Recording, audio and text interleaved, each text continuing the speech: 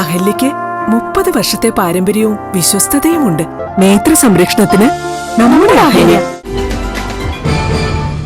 സംസ്ഥാനത്തെ രണ്ടാമത്തെ ഹജ്ജ് ഹൌസിന്റെ നിർമ്മാണം കണ്ണൂർ വിമാനത്താവളത്തിൽ 1 വർഷത്തിനകം പൂർത്തിയാക്കുമെന്ന് മന്ത്രി വി അബ്ദുറഹ്മാൻ പറഞ്ഞു. ഹജ്ജ് ഹൌസ് നിർമ്മിക്കാനായി വിമാനത്താവള പരിസരത്ത് കണ്ടെത്തിയ സ്ഥലം സന്ദർശിച്ച ശേഷം മാധ്യമപ്രവർത്തകരോട് സംസാരിക്കുകയായിരുന്നു അദ്ദേഹം. ഈ വർഷം 4000-ഓളം തീർത്ഥാടകരാണ് കണ്ണൂർ വിമാനത്താവളം വഴി ഹജ്ജിന് പോകുന്നത്. അവർക്ക് വേണ്ട എല്ലാ സൗകര്യങ്ങളും ഒരുക്കും. ഉംറ യാത്രക്കാർക്ക് കൂടി പ്രയോജനപ്പെടുന്ന വിധത്തിലാണ് ഹജ്ജ് ഹൌസ് നിർമ്മിക്കുക. തീർത്ഥാടനമില്ലാത്ത സമയത്ത് മറ്റു പരിപാടികൾ നടത്താനുള്ള സൗകര്യം കൂടി ഹജ്ജ് ഹൌസിലുണ്ടാകുമെന്നും മന്ത്രി പറഞ്ഞു. വളർന്നു വരുന്ന ഏറ്റവും പ്രധാനപ്പെട്ട ഒരു എയർപോർട്ടാണ് കണ്ണൂർ എയർപോർട്ട്. അതുകൊണ്ട് തന്നെ ധാരാളം തീർത്ഥാടകർ കണ്ണൂരിൽ നിന്നും യാത്ര ചെയ്യാൻ ആഗ്രഹിക്കുന്നു. ഇത്തവണ 4000-ലധികം തീർത്ഥാടകർ കണ്ണൂരിൽ നിന്നും ഹജ്ജിന് പോകുന്നു. അപ്പോൾ അവർക്ക് ഏറ്റവും കൂടുതൽ സൗകര്യങ്ങൾ ഒരുക്കുക എന്നുള്ളതാണ് ഗവൺമെൻറ് ഉദ്ദേശിക്കുന്നത്.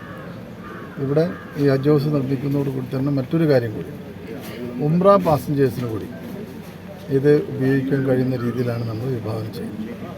അപ്പോൾ എയർപോർട്ടിൽ നിന്ന് തന്നെ കൂടുതൽ ഉംറ യാത്രക്കാരെ സൗദിയിലേക്ക് അയക്കാൻ നമുക്ക് കഴിയും.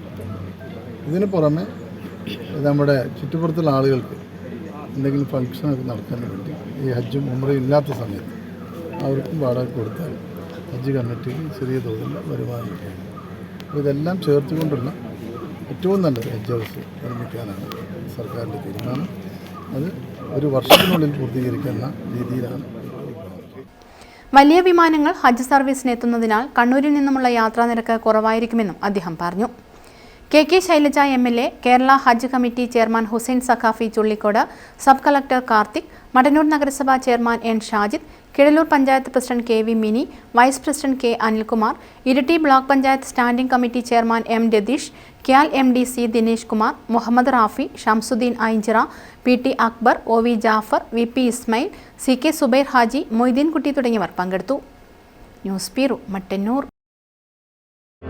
Madhurag gold and diamonds, Madhurag building, Kannur road, Chakkarakal.